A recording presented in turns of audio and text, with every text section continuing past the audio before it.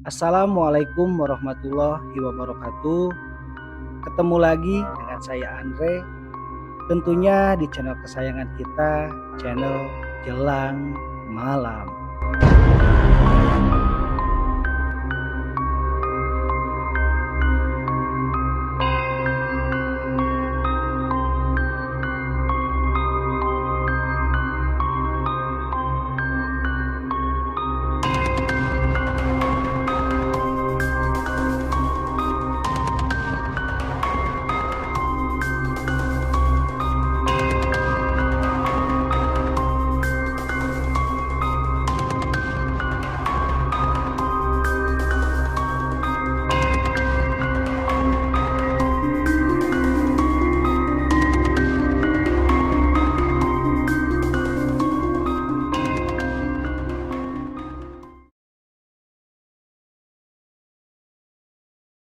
Sahabat Jelang Malam, di video kali ini saya angkat cerita original dari sahabat saya sendiri ya, yaitu yang diinisialkan namanya Andi ya.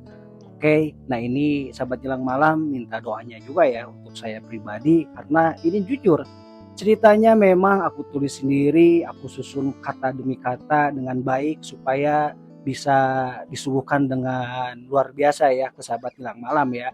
Nah, baik sahabat Jelang Malam, saya mulai ya part pertama cerita Andi story horror ya. Ini luar biasa ya. Nah, oke, tidak harus menunggu lama lagi. Ceritanya dimulai dari sini. Di salah satu kota yang berada di Jawa Barat, Andi terlahir sebagai anak ketiga dari keluarga Pak Abdul dan Bu Sari. Kakak pertama bernama Amelia ya. Kakak kedua Anggara. Dan Andilah anak bungsu yang satu angkatan dengan saya. Disclaimer, nama-nama keluarga Andi sudah saya samarkan ya, demi keamanan dan kenyamanan keluarga narasumber alias permintaan Andi. Oke, lanjut ya bro. Saya sebagai penulis pemilik channel Jelang Malam berterima kasih sama lu ya Sob. Setelah 1 bulan lamanya saya membuat channel hiburan horor dan misteri, akhirnya kita dipertemukan lagi nih. Jujur aja, setelah gue agak bingung ya cari-cari bahan untuk menghibur para sahabat horor Jelang Malam, tiba-tiba lu muncul dan mau berbagi kisah sama gua dan para sahabat Jelang Malam. Pertama-tama dari gua pribadi ya, pakai gua aja lah, jangan pakai saya ya, agak kagok. Pertama-tama dari gua pribadi sebagai penulis, tidak akan ada hal-hal yang gua lebih-lebihkan atau gua kurang-kurangin. Ini pure cerita dari lu bro, yang benar-benar lu alami. Dan mohon apabila ada kejadian yang menyerupai, mungkin itu hanya kebenaran saja. Dan apapun hal yang mungkin tidak masuk akal, tolong jangan dihujat, karena yang berhubungan dengan hal-hal gaib atau hal-hal misteri tidak bisa diukur dengan logika alias dengan nalar yang gimana ya. Ya mungkin sahabat Jelang Malam udah paham ya. Pesan dari sahabat gua Andi nih, semua yang ada di cerita nantinya jadikan saja pelajaran dan salah satu keimanan kita terhadap hal-hal yang berkaitan dengan perihal makhluk gaib. Sejatinya jin dan manusia adalah ciptaan Allah Subhanahu wa taala, dan kita percaya sejatinya kita tidak lepas dan akan selalu berdampingan dengan hal-hal gaib yang memang tidak bisa diukur dengan akal dan nalar kita secara kasat mata. Dan Bro Andi pun berpesan kepada gua beserta para sahabat Jelang Malam, perihal semua yang diceritakan bukanlah semata-mata untuk dijadikan kesombongan, akan tetapi salah satu bentuk bersyukur atas karunia Allah Subhanahu wa taala yang diberikan kepada Andi. Mungkin bukanlah Andi semata yang memiliki amanah ini. Di luar sana bisa jadi lebih banyak. Andi juga berpesan, tidak mudah menjadi seorang Andi di sini loh. Harus bisa mengendalikan sebagaimana mestinya hidup normal kebanyakan orang lain. Andi pun berkata, berat katanya ketika harus menyampaikan beberapa amanah yang disampaikan kepada dia. Akan tetapi Andi sadar dengan sedikit kelebihannya bisa membantu segelintir orang yang benar-benar harus Andi bantu. Sebagai info ya sahabat Jelang Malam, si Andi ini teman dekat gua nih ketika zaman-zaman SMP, SMA, bahkan sampai sekarang. Cuman karena kita sekarang ini sudah disibukkan dengan pekerjaan dan keluarga masing-masing ya, sekarang kita benar-benar jarang banget buat ngopi bareng. Oke sahabat Jelang Malam, itu kata-kata pembuka dari gua dan Andi ya. Nah, tidak harus nunggu lama lagi, kita mulai ya cerita part pertama Andi story ya. Sikat. Awal mula Andi melihat sosok tak kasat mata ketika dia berumur masih belasan tahun ya, sekitaran kelas 6 SD katanya. Waktu itu Andi sehabis main bola di lapangan yang berada di kampung halamannya. Maklum, yang namanya juga masih di daerah ya. Waktu zaman masa-masa kecil dulu, dekat rumahnya masih banyak kebun atau lahan-lahan yang masih luas. Jadi waktu itu kejadiannya sekitar sore sekitaran jam 4-an lah katanya. Nah, si Andi ini lagi asik main bola, tiba-tiba hujan. Sontak si Andi ini berhentilah main bola.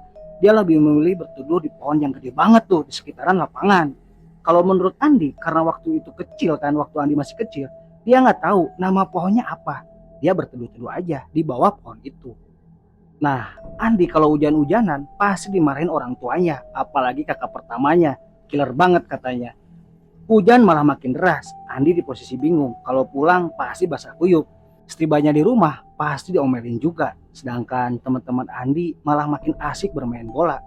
Entah berapa lama Andi berteduh, tiba-tiba Andi dikejutkan ada seorang perempuan seumuran Andi berada di samping Andi. "Eh, kamu siapa?" tanya Andi sambil menggeser posisi duduk Andi di akar pohon yang lumayan besar itu. Wanita itu hanya tersenyum dengan posisi duduk di samping Andi. "Loh, kok tiba-tiba ada di sini? Emang mau kemana?" Kekeh. Andi terus memberondong dengan pertanyaan ke perempuan yang tiba-tiba ada di sampingnya. Akhirnya, wanita itu menjawab, "Iya, numpang neduh, A. Soalnya hujan gede banget. Maaf ya, A. Saya bikin kaget A. Jawab wanita itu dengan senyum manis yang ada lesung pipi di sebelahnya. "Oh, ya nggak apa-apa," jawab Adi singkat. "Ini juga saya lagi neduh. Soalnya kalau hujan-hujanan takut dimarahin. Hehe. Nama saya Andi," sambil menyodorkan tangan ke si wanita cantik itu. Jujur, Andi bercerita kalau wanita sepantaran Andi itu bisa dibilang memiliki paras yang begitu cantik dan imut. Rambut panjang sebahu, ada lesung pipihnya, serta kulit yang bisa dibilang putih. Ya putih banget, bisa dibilang kayak pucat. Mungkin karena suasana hujan bisa jadi kedinginan. Wanita itu memperkenalkan dirinya juga tanpa menjabat tangan Andi. "Saya Desi, bukan nama asli ya. Saya tinggal di sini sudah lama, Andi," ujar Desi. "Oh gitu ya." Andi cuma menjawab dengan singkat saja. Bisa dibilang si Andi salting. Singkat cerita, entah berapa lama Andi mengobrol sama si Desi, tiba-tiba saja Andi sudah melihat teman-temannya tidak ada main bola. Koplak, pada kemana teman-teman pada hilang? Kok gua ditinggalin? Ujar Andi menggerutu. Sambil sesekali Andi melirik muka Desi. Desi hanya tersenyum saja sambil duduk memeluk kedua kakinya. Hujan pun belum kelihatan reda, masih agak lumayan besar. Tapi Andi di situ sudah kelihatan gelisah karena hari udah semakin gelap. Entah jam berapa sekarang, bahkan suara azan pun tidak kedengaran, bisa jadi karena derasnya hujan. "Des, aku pulang ya," ujar Andi ke Desi. "Iya Andi, nanti orang tuamu nyariin lo. Terus kamu gimana? Apa mau saya antar pulang?" tanya Andi. "Gak usah, aku deket kok," jawab Desi. "Beneran Des?" ujar Andi sedikit memaksa. "Oh, ya kapan-kapan saya boleh main ke rumah?" tanya lagi Andi. Jujur saja, Andi bercerita ke gua kalau Andi tiba-tiba punya perasaan yang tidak menentu. Sedari ngobrol sama Desi, Andi merasakan wangi banget. Bingung menyepertikannya, yang jelas bukan wangi melati atau bunga apapun, tapi punya ciri khas yang beda. Intinya bau Desi lah. "Cepet pulang Di, nanti takut loh." Sontak seketika Andi malah langsung merinding sehabis Desi berucap seperti itu. "Loh, kok gua tiba-tiba merinding ya?" ujar Andi dalam hati. "Oh iya Andi, ini loh ada kenang-kenangan buat kamu." Desi sambil menyodorkan sebuah batu berwarna biru, nggak besar tapi nggak terlalu kecil juga. "Wah Des, bagus ini batu. Batu apaan?" tanya si Andi. Desi tidak menjawab, hanya tersenyum dan menyerahkan langsung barang itu. Seketika Andi beradu tangan dengan Desi. Andi merasakan tangannya dingin banget. Yang bisa jadi karena suasana dingin yang diguyur hujan. Singkat cerita, Andi pun pamit pulang.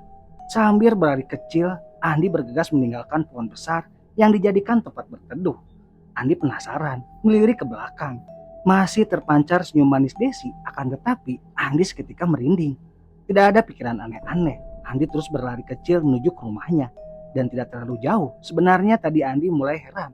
Walaupun hujan tidak terlalu besar, tapi Andi mulai heran. Walaupun hujan tidak terlalu besar, tapi tubuh dan bajunya mulai basah. Nah, di sini Andi mulai heran dan baru sadar. Lah, perasaan tadi hujan lumayan gede banget. Tapi pas berteduh di pohon, benar-benar gak sedikit pun kehujanan. Logikanya saja, selebat-lebatnya itu pohon atau serindang-rindangnya itu pohon, ya mungkin basah-basah juga. Tapi ini benar-benar kering banget. Tapi ya sudahlah, tidak terlalu aku pikirkan. Sebelum sampai rumah, Andi terheran-heran. Karena di pertigaan jalan, menuju ke rumahnya, Andi melihat banyak warga dan Andi pun baru tersadar bahwa situasi waktu itu seolah-olah sudah larut malam banget. Akan tetapi, Andi merasa ketika tadi Andi pulang dari lapangan sekitar jam 5 sore, bahkan belum terdengar azan maghrib. Semakin dekat Andi mendekati warga, Andi semakin heran karena Andi melihat teman-temannya sewaktu main bola. Bahkan ada ayah ibunya Andi beserta kakak laki-lakinya pun sedang berkumpul di perempatan jalan. Astagfirullah, alhamdulillah. Terdengar suara sedikit nyaring dari salah satu warga yang berkumpul. Setelah kuperhatikan, itu sosok Pak Rete. Dengan cepat ayah Andi pun agak sedikit berlari menghampiri Andi, disertai beberapa warga dan kakak laki-laki Andi. Astagfirullah Andi, alhamdulillah, rangkul ayah Andi. Andi malah kaget dan heran. Di, kamu kemana saja? Hampir semua warga dibikin panik. Atas kilangnya kamu, Di. Tanya ayah Andi. Andi malah makin heran dan bengong dengan situasi ini. Lah, ini kenapa ya? Andi baru pulang main bola. Jawab si Andi. Tapi ada yang agak heran sama kakak laki-laki si Andi. Dia hanya senyum-senyum saja melihat Andi. Ya, Andi sudah ketemu. Buat bapak-bapak warga semuanya terima kasih sudah membantu. Mungkin saya sama keluarga mau membawa Andi pulang. Kasihan, kelihatannya Andi capek. Ucap kakak laki-lakinya si Andi. Sumpah, gua di sini bingung banget apa yang terjadi. Ujar Andi dalam hati. Terlihat ayah sedang mengobrol dengan Pak RT dan beberapa warga. Pada akhirnya, ayah meninggalkan kerumunan warga dan membawa gua pulang. Singkat cerita, sebelum masuk ke rumah, si Andi ini disuruh berwudu dulu sama kakaknya si Anggara. Dan ayahnya langsung masuk tergesa-gesa seolah-olah seperti memberikan kabar ke orang rumah. Kak, ini ada apa? Tanya gua. Udah lu wudu dulu sana. Kebetulan ada air keran di depan khusus buat cuci kendaraan dan siram-siram tanaman. Setelah beres wudu, gua tanya dong ke kakak gua. Kak, ini sebenarnya kenapa? Ada apa? Terus ini jam berapa? Tanya gua menyelidik dengan memaksa ke si Anggara. Di, udah masuk yuk. Lu nanti mandi dulu, jangan lupa keramas. Nanti dijelasin dah setelah kamu mandi. Ujar Anggara. Jujur gua malah makin bingung. Setelah masuk rumah, gua melihat ibu sedang sholat di balik musola. Ayah pun sama, gua pikir itu sholat isya. Gua bawa handuk langsung mandi.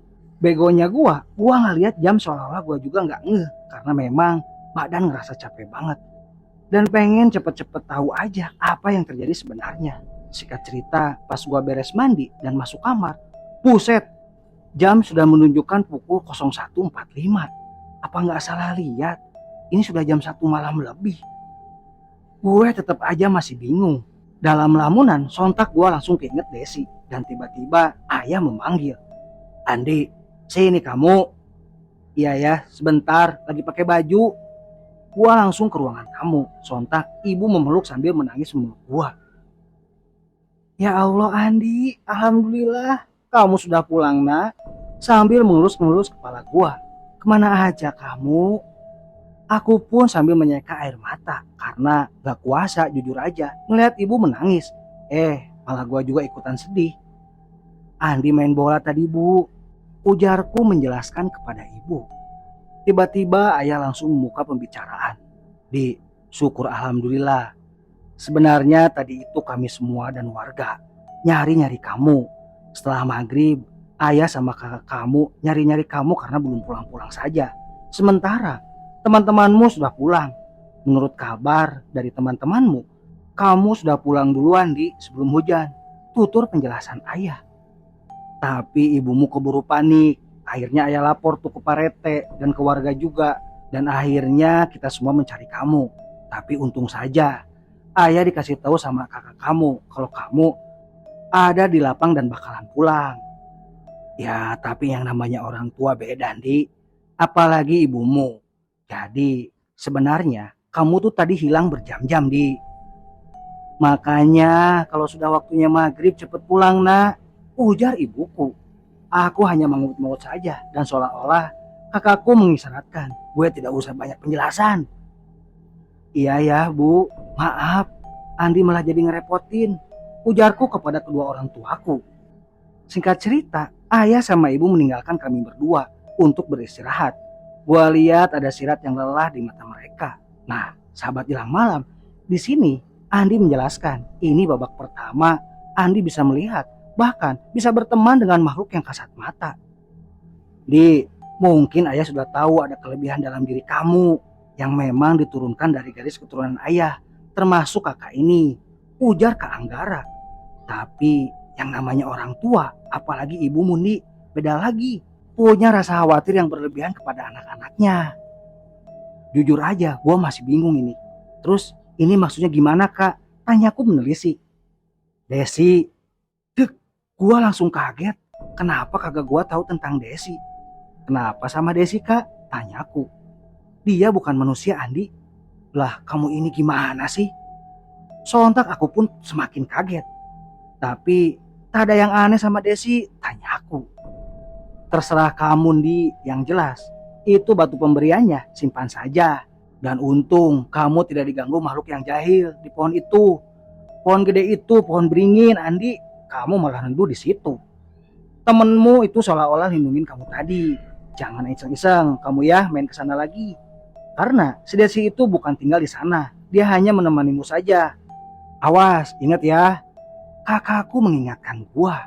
Jangan sekali-kali main ke pohon yang besar itu alias pohon beringin. Oh iya Andi, kakak juga awal-awal sama kayak kamu. Tapi kakak pesen, kamu gak boleh panik nanti. Ujung-ujungnya kamu juga terbiasa dengan hal-hal ini. Maksudnya kak, Andi bisa melihat makhluk halus? Tanya aku. Iya betul nih, tapi kakak lihat ada beberapa kelebihan yang di luar kemampuan kakak. Kamu bisa dibilang lebih peka nih, ujar Kak Anggara. Singkat cerita, si Andi bilang bahwa obrolannya dilanjut di kamar kakaknya. Awal-awal kakak sering dibawa ke Pak Ustadz untuk ditutup mata batin. Awal-awal Cindy kakak berhasil, tapi tidak lama kemampuan itu ada lagi. Dan akhirnya ayah cerita kelebihan yang kita miliki sekarang sudah menjadi takdir dari Allah Subhanahu wa taala. Karena ada kakek buyut kita juga dulu, salah satu orang yang dituakan di kampung ini, yang selalu membantu orang dari penyembuhan penyakit yang di luar medis. Nah, begitulah penuturan kakak gua, bro. Di mana awal mula gua bisa melihat makhluk gaib. Dan pengalaman pertama gua bukan hanya dipertemukan si Desi itu. Ada suatu hari di mana sore itu, gua lagi pada kumpul-kumpul di rumah, seolah-olah ada tamu di gerbang pagar rumah. Sosok nenek tua minta air minum. Nah, waktu itu gua bro ke belakang aja ambil minum 1 liter air putih kemasan. Dan gua masih ingat gua kasih kue. Nenek tua itu berterima kasih dengan mengelus kepala gua. Gua sih iya aja. Tapi di situ ada yang aneh. Kakak gua cuma senyum dan ngacungin jempol. Gua paham maksudnya karena hati kecil gua pun bilang ini nenek bukan manusia. Dan valid. Ibu gua nanya, Li, tadi bawa air putih aqua sama kue buat siapa? Kok nggak dimakan? Deg, bener dugaan gua. Padahal nenek itu permisi jelas banget, nyaring. Dan masa iya ibu gua nggak ngelihat? Waktu itu gua jawab nggak salah aja. Iya bu, tadi disuruh sama Kak Anggara. Hehe. Dan kakak gua seolah-olah udah paham. Doi cuma senyum-senyum aja. Sahabat hilang malam, di part pertama cukup sekian dulu ya. Ini jujur aja, gua yakin pasti seru nih ceritanya. Karena jujur aja, ini untuk part kedua aku susun dengan apik ya, susun dengan rapi kata-kata atau cerita dari si Andi ya, supaya memang bener alurnya kena banget gitu kan. Makanya ini hati-hati banget ketika gua ngetik, ketika gua bikin skrip, ketika memang kosakatanya yang benar-benar bisa dicerna dengan baik ya oleh sahabat Jelang Malam ya. Oke sahabat Jelang Malam, baik sekian dulu, terima kasih. Sekali lagi saya ucapkan terima kasih ya buat sahabat Jelang Malam. Dan buat sahabat Jelang Malam nih yang belum subscribe, jangan lupa di subscribe ya. Dan tekan tombol loncengnya supaya video-video terbaru dari Jelang Malam terupdate di channelnya teman-teman. Baik sahabat Jelang Malam, saya pamit undur diri. Wassalamualaikum warahmatullahi wabarakatuh.